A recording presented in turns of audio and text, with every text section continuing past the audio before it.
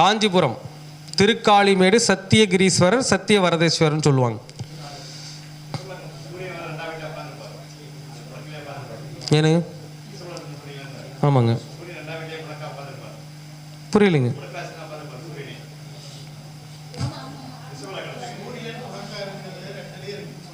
ஆமாங்க.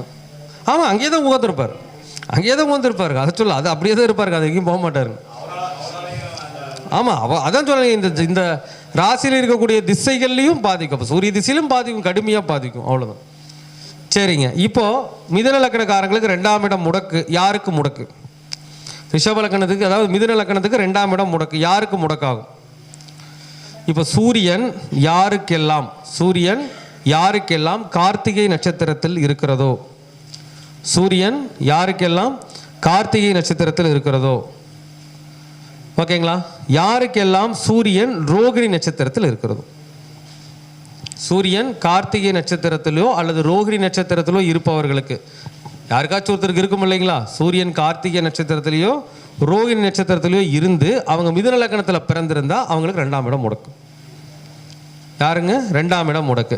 அப்போ இந்த 2ஆம் இடம் முடக்காச்சு அப்படின்னா அவங்களுக்கு என்ன வாழ்வியல் பரிகாரம்? 2ஆம் இடம் ஓகே. இது காலபுருஷனுக்கு எத்தனாவது வீடு? இந்த கணக்கு போடுங்க. 4ஆம் வீடு. காலபுருஷனுக்கு 4ஆம் வீடும் 2ஆம் வீடும் கனெக்ட் ஆகுதுங்களா? அப்போ ஒன்றும் விஷயம் இல்லைங்க. 4ஆம் இடம் என்ன சொல்லுவோம்? தாய்மார். 2ஆம் இடங்கிறது சாப்பாடு. அது சந்திரன்னா என்னங்க? கிரகக்காரத்தர் உணவு. அப்போது ஏழை தாய்மார்களுக்கு அரிசி மூட்டை வாங்கி கொடுக்கும். இப்போ எவ்வளோ கஷ்டப்படுற ஏழை தாய்மார்களாக இருக்காங்க இல்லைங்களா? அவங்களுக்கு என்ன பண்ணலாம்?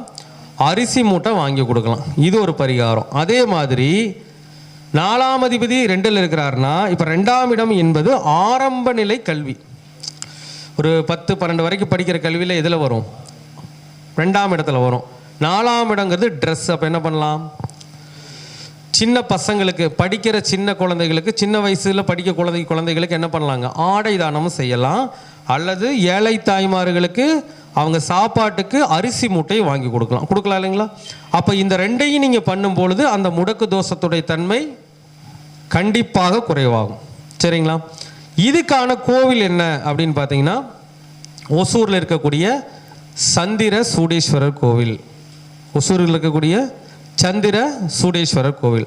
அந்த கோவிலுக்கு போனோம்னா கண்டிப்பாக முடக்கு நிவர்த்தி ஆகும். அப்போ எப்போ போகணும்? இப்போ சூரியன் கார்த்திகையில் இருந்தால் எந்த நட்சத்திரம் முடக்கு நட்சத்திரம்? ஆயிலிய நட்சத்திரம் முடக்கு நட்சத்திரம். அப்போ கார்த்திகையில் சூரியன் இருந்து மிதுன லக்கணக்காரங்களுக்கு 2ஆம் இடம் முடக்கானா ஆயிலியத்தில் போகணும். அதே ரோகிணியில் சூரியன் இருந்துச்சுன்னா பூசத்தில் போகணும். அவ்வளோதான் விஷயம்.